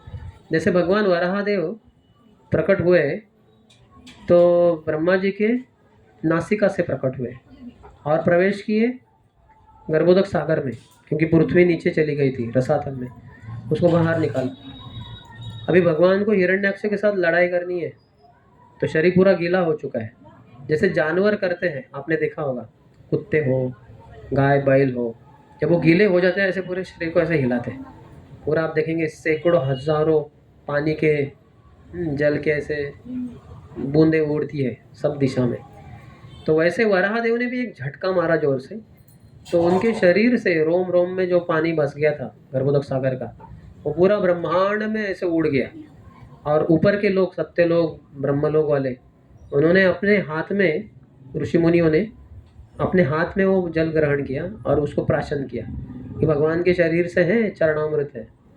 और भगवान जैसे जानवर होते हैं उनके बाल झड़ते हैं, वैसे भगवान ने जब झटका दिया तो भगवान के शरीर से बाल ऐसे उखड़ कर ऐसे ऐसे ऐसे होते हुए पृथ्वी पे ज़मीन में धंस गए।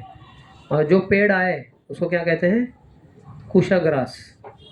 जो यज्ञ होता है, यज्ञ में कुश जो होता है उससे चटाई बनती है जिसके ऊपर यहाँ भी लगाया जाता है, वो बहुत पवित्र माना गया है।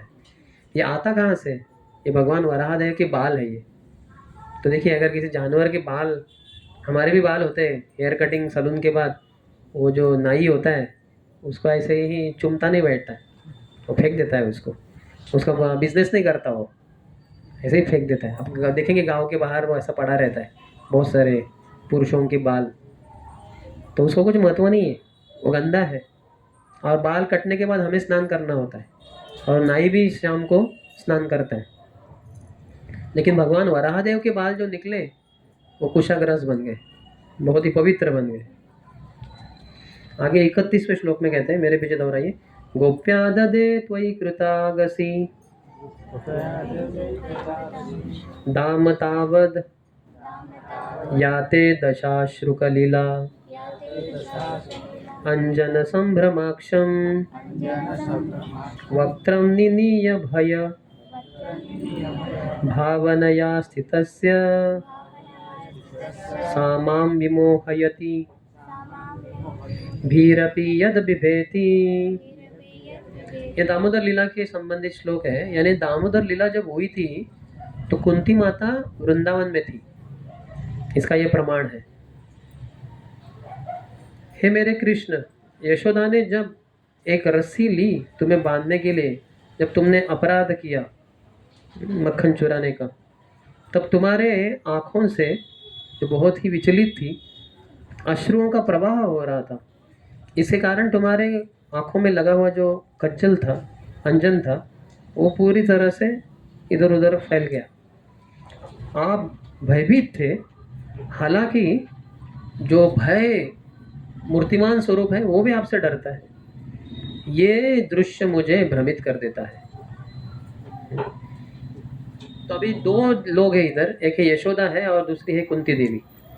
तो यशोदा को बिल्कुल भी समझ में नहीं आ रहा है कि मेरा कान्हा ये पूर्ण पुरुषोत्तम भगवान कृष्ण है, इससे भय भी भयभीत होता है।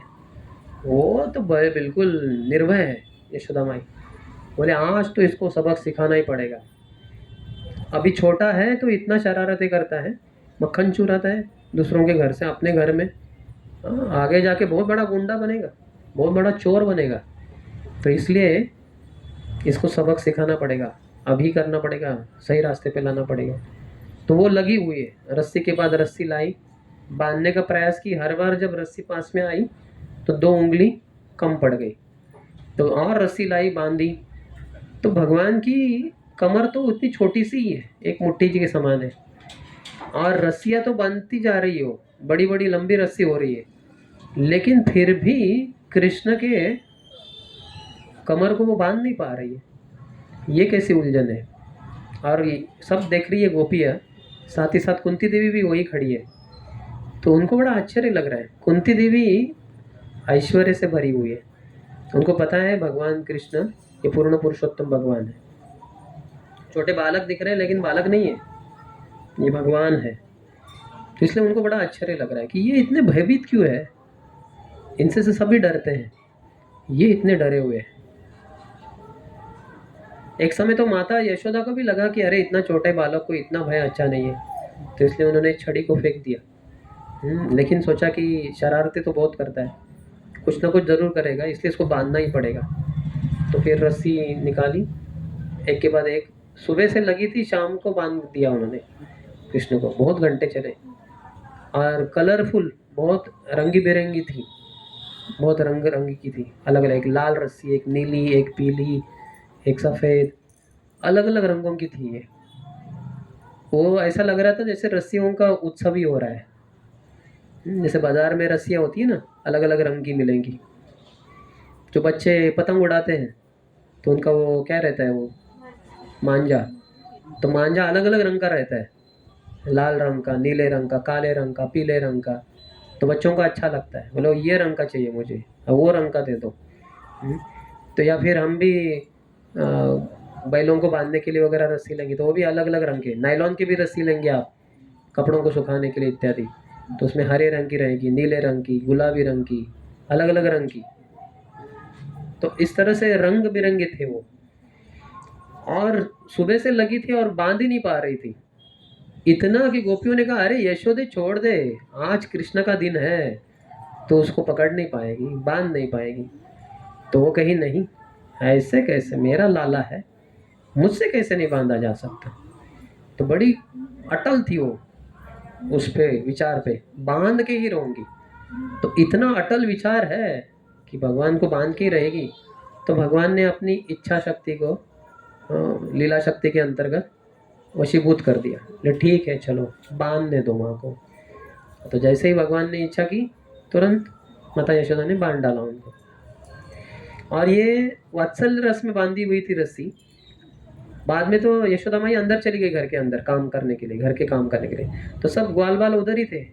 तो वो आए और उन्होंने खोलने का प्रयास किया, वो खोल ही नहीं सकते क्योंकि वो सख्य रस में है, और ये रस्सी बांधी गई है वात्सल्य रस में, ऊंचा रस है, उनसे नहीं संभव। जब शाम को, जब यमुना अर्जुन वृक्षों को भगवान ने उखाड़ कर नीचे गिरा दिया, बड़ी आवाज़ हुई, सब दौड़ के आए और अंधेरा हो गया था 7 बजे।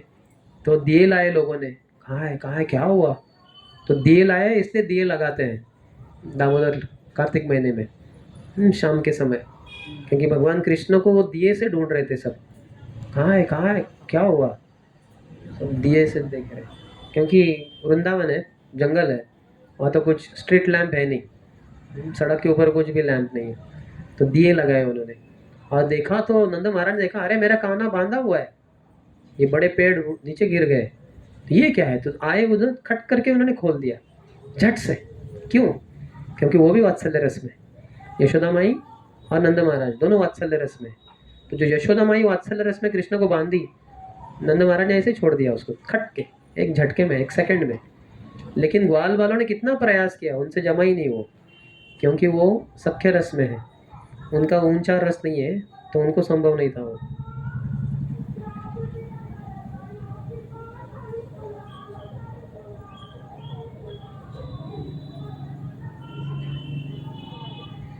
तो भगवान की सेवा करते समय ऐसे शुद्ध भक्त हैं, भगवान की स्थिति को भूल जाते हैं। हाँ? 3 प्रकार की भक्ति है, साधन भक्ति, भाव भक्ति, प्रेम भक्ति। तो साधन भक्ति में 2 प्रकार है, वैधि और रागानुगा। तो वैधि में विधि विधानों का पालन किया जाता है, ये करना है वो नहीं करना है, मांस नहीं खाना, जुआ नहीं खेलना, नशा नहीं करना, व्यभिचार नहीं करना। और ABCD, ए एसोसिएशन सत्संग करो, बी ग्रंथ पढ़ो भगवत प्रभुपाद के, जप करो हरे कृष्ण कृष्ण कृष्ण हरे हरे, हरे राम राम राम हरे हरे। डी यानी डाइट, कृष्ण प्रसाद ग्रहण करो। तो डूज है, डोंट्स है, कुछ विधि है, कुछ निषेध है। तो इसको वैधि साधन भक्ति कहते हैं, ये हम सब पालन करते हैं।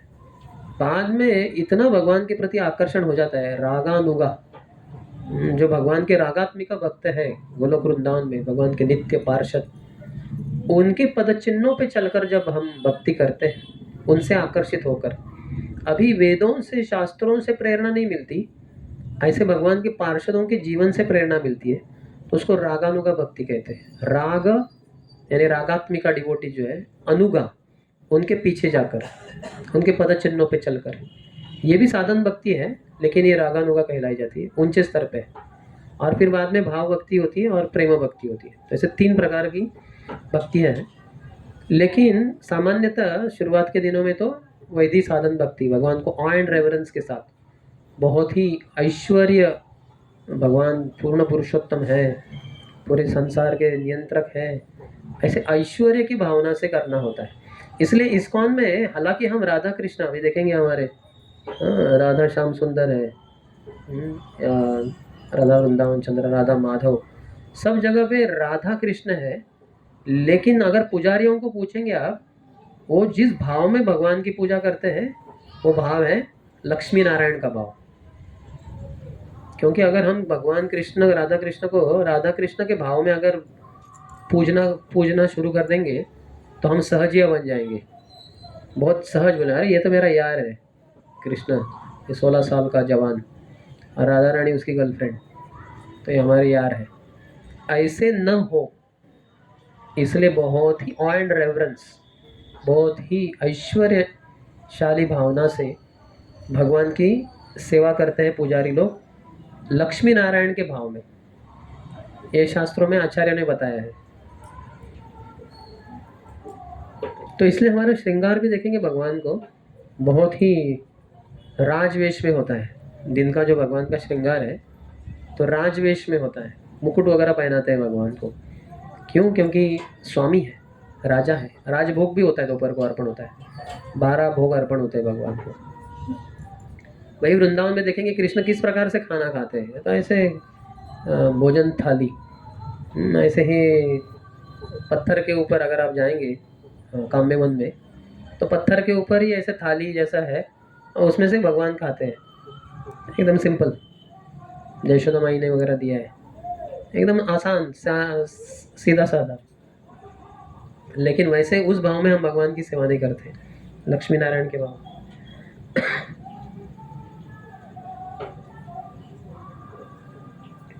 भगवान को बहुत अच्छा लगता है अगर कोई उनके ऊपर अपना अधिकार जमाए तो। हालांकि वह पूरे संसार के स्वामी हैं, हम उनके दास हैं, लेकिन ये रस में यही विशेषता है, वो वात्सल्य रस हो, सख्य रस हो, या माधुर्य रस। और कृष्ण ही अकेले हैं जो ये 3 रसों का आस्वादन करते हैं। राम जी के साथ संभव ही नहीं, सब दास्य रस में। सख्य रस में सिर्फ भरत, शत्रुघ्न, लक्ष्मण, वो भी जानते हैं भैया पूर्ण पुरुषोत्तम है, तो यानी मर्यादा पुरुषोत्तम है, तो जानते हैं वो। और वात्सल्य रस में कौशल्या, कैकेयी, सुमित्रा, लेकिन वो भी जानती है ये राम जो है ये भगवान है। तो इस तरह से भगवान के साथ सख्य रस में, वात्सल्य रस में, माधुर्य रस में, किसी के साथ भी, राम जी के साथ नहीं, नरसिंह देव के साथ, क्या नरसिंह देव के कंधे पे हाथ डालेंगे आप? ए आर नरसिंह, कैसे हो तुम? बहुत दिनों के बाद मिले, ये क्या है? थोड़ा कुछ खाओ मानवों की तरह, ये क्या आधा जानवर हो गया, बहुत हो गया अभी, चलो आ जाओ, सो जाते। ऐसे बोल सकते क्या? सवाल ही नहीं उठता। इतो नरसिम्हा परतो नरसिंहो यतो यतो यामि ततो नरसिम्हा बहिर्नरसिंहो हृदये नरसिंहो नरसिंहमादिं शरणं प्रपदे उग्रं वीरं महाविष्णुं ज्वलन्तं सर्वतोमुखं नरसिंहं भीषणं भद्रं मृत्युर्नमाम्यहं। जय नरसिंह श्री नरसिंह, जय जय नरसिंहदेव। प्रहलादेश जया पद्म मुख पद्म भृंग। तो बहुत ही गंभीरता से ये सब ज्वलंतम सर्वतोमुखम, सब दिशाओं को जला रहे हो। नरसिंहम भीषणम भद्रम, बहुत खतरनाक दिखते हो नरसिंह देव। उनके साथ क्या कंधे पे हाथ रखेंगे? ले चलो यार नरसिंह, थोड़ा चाय पिला दो। ऐसा नहीं बोल सकते। तो कोई भी उनके साथ सख्य रस में नहीं, वात्सल्य रस में नहीं। वात्सल्य रस माता पिता है नहीं, खंबे को फोड़ के बाहर आए। कौन है माता और कौन है पिता? कोई नहीं। तो इस तरह से भगवान है, सिर्फ कृष्ण ही है जो सख्य रस, वात्सल्य रस, माधुर्य रस में बहुत सारों के भक्तों के साथ आदान प्रदान करते हैं। सख्य रस में कितने सारे मित्र हैं। जैसे ही कृष्ण ने कंस को मारा मथुरा में, तो श्रीदामा को बड़ा संशय आया, अरे ये क्या अपना यार कृष्ण कन्हैया है क्या? कंस इतना शक्तिशाली राक्षस कृष्ण ने मारा, क्या है ये? तो आ गया, है कृष्ण चलो लड़ाई करते हैं, चलो आ जाओ।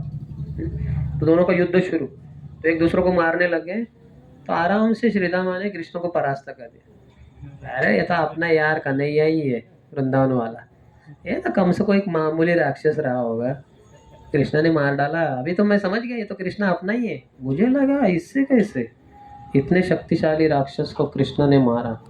अभी समझा ये तो सामान्य राक्षस था कोई तो। तो कृष्ण ने कंस को मार दिया, इतना बड़ा शक्तिशाली राक्षस था। और उसके बाद श्रीदामा ने कृष्ण को हरा दिया सबके सामने, और वो बड़ा खुश हो गया, ये तो अपना ही यार कन्हैया है वृंदावन वाला, नंदा महाराज का बेटा, जिसको मैं हमेशा हराता रहता हूँ। तो ऐसे वो ऑ एंड रेवरेंस का कुछ नामो निशान नहीं, कुछ भगवान को आदर नहीं, कुछ नहीं, अपना ही मित्र है।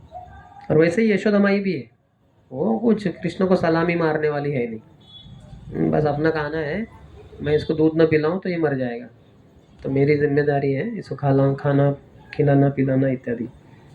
और वैसे ही गोपिया गण है, तो गोपियाँ भी भगवान कृष्ण को प्रेम से बांध देती है। जो वेदों के द्वारा भगवान का गुणगान होता है, भगवान को इतना प्रिय नहीं है।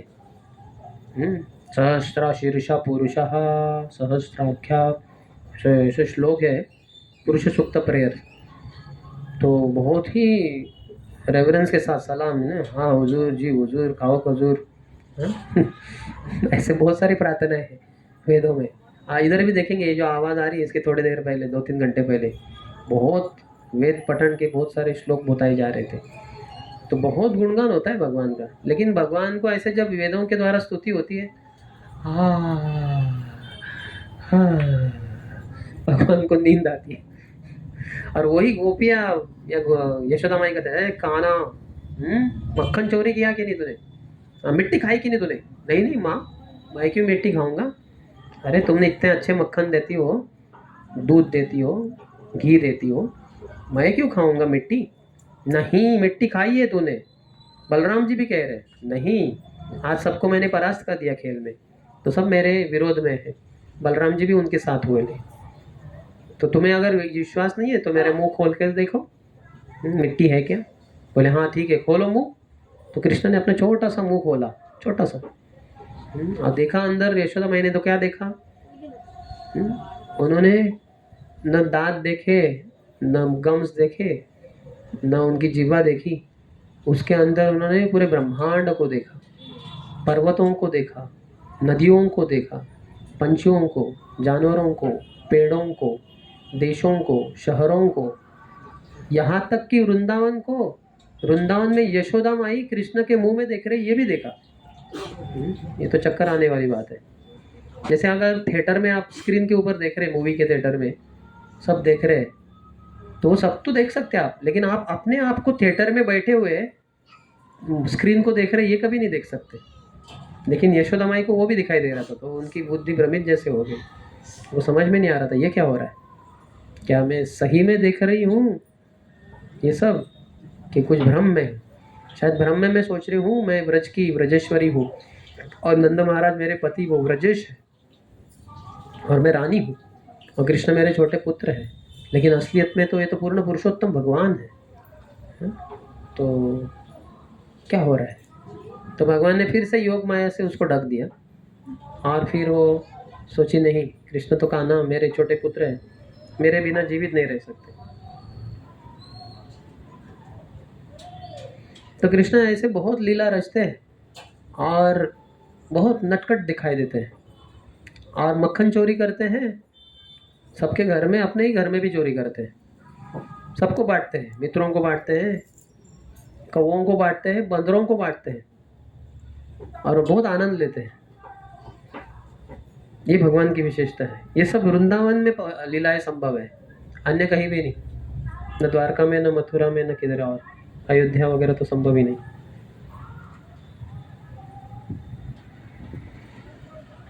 यशोदा माई यहाँ तक कि भगवान को दंडित भी करती है। उन्होंने सोचा इसको बांध देते हैं, भारत में ये देखा जाता है, बच्चों को बांध देते हैं रस्सी से, बहुत नटखट बनते हैं, कब कहाँ चले जाए पता नहीं, कौन देखेगा 24 घंटा, तो इसलिए पाँव को वगैरह बांध देते हैं रस्सी से, पलंग से, किसी से तो बांध देते। तो ऐसी स्थिति में वो रोने लग गए जब माता यशोदा ने उनको छड़ी दिखाई, अश्रु प्रवाह हुआ, तो उनका अंजन जो था, कज्जल, वो मिट गया, पूरा इधर उधर लग गया वो, तो बहुत सुंदर दिखाई दे रहे थे। तो कुंती देवी समझ पा रही थी ये तो भयम यद विभेति भीरपि यद विभेति, भय मूर्तिमान स्वरूप भी उनसे डरता है, लेकिन यशोदा माई नहीं डर रही थी।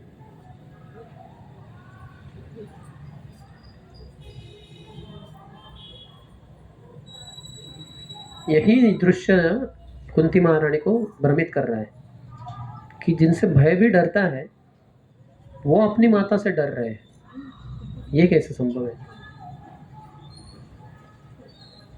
तो यहाँ यशोदा माई का कुंती महारानी से भी श्रेष्ठत्व बताया गया है। कुंती ऑ एंड रेवरेंस में है, ऐश्वर्य से कृष्ण को देख पा रही है, लेकिन यशोदा नहीं देख पा रही है। आगे 32, केचिदाहुर अजम जातम पुण्य श्लोकस्य कीर्तये यदोहो प्रियस्यान्वनाये यदोहो प्रियस्यान्वाये मलयस्यैव चंदनम। अभी भगवान के आविर्भाव होने के कारण बताए गए अलग अलग। कुछ कहते हैं आप अजन्मा हो, लेकिन पुण्यात्मा जो राजा है, पुण्य राजा, पवित्र राजा है, उनका गुणगान करने के लिए आप प्रकट होते हो। अन्य कुछ कहते हैं कि यदु महाराज का गुणगान करने के लिए, प्रसन्न करने के लिए आप प्रकट होते हो, क्योंकि यदु महाराज, यदु राजा जो है वो आपको बहुत प्रिय भक्त है आपके। या कुछ कहते हैं आप जैसे ही मलय हिल्स में, मलय पर्वत में जैसे चंदन प्रकट होता है, वैसे आप प्रकट होते हैं किसी परिवार में। तो भगवान की प्रकट के क्या कारण है, इसका थोड़ा सा अनुमान लगाया जा रहा है। हालांकि भगवान अजन्मा तो है, लेकिन फिर भी प्रकट होते तो दिखाई देते ही है, राम जी के रूप में हो, कृष्ण के रूप में हो। भगवता में भगवान कहते हैं संभवामि युगे युगे, युग युग में मैं प्रकट होता ही हूँ, दुष्टों का संहार करने के लिए, साधुओं की रक्षा करने के लिए, धर्म की पुनर्स्थापना करने के लिए। तो पुण्य राजा है युधिष्ठिर महाराज। युधिष्ठिर महाराज को राजा के रूप में, सम्राट के रूप में घोषित करने के लिए भगवान कृष्ण प्रकट हुए, क्योंकि युधिष्ठिर पवित्र राजा थे, पायस राजा थे, धार्मिक राजा थे। दुर्योधन भी अच्छा राज्य कर रहा था, लेकिन अधार्मिक था, इतने सारे पाप कृत्य कर चुका था। तो इसलिए उसको हटाकर कृष्ण चाहते थे कि युधिष्ठिर को राजा के रूप में घोषित किया जाए। कलयुग में प्रभुपाद कहते हैं कितने सारे अधार्मिक राजा हैं, 4 नियमों को तोड़ते हैं। पहले अमेरिका के प्रेसिडेंट थे कुछ 40, 50, 60 साल पहले, तो रोज उनको खाने में क्या लगता था, गाय का बछड़ा, जिसका उम्र 3 दिन से कम हो, 4 दिन 5 दिन का नहीं चलता था, उनका कोला मांस होना चाहिए। तो ऐसे इतने पापी जनता, पापी ऐसे राजा, तो क्या होगा फिर जनता का। फिर ऐसे राज्य में इतने सारी समस्या होती है, भूकंप आ जाता है, जैसे हम देखते हैं जापान में होता है, या फिर अभी म्यांमार में अगर बहुत सारे जगह पे हुआ, या फिर सुनामी आ जाते हैं। ये सब क्यों होता है? क्योंकि राजा भी बड़े पापी है, कितने सारे लाखों गैयों को मार देते हैं।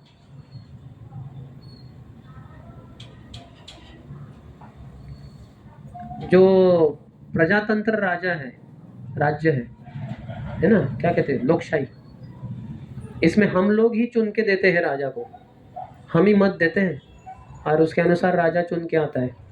अभी वो राजा बड़ा कमीना है, ये पापी है, गाय का मांस खाता है, शराब पीता है, और हम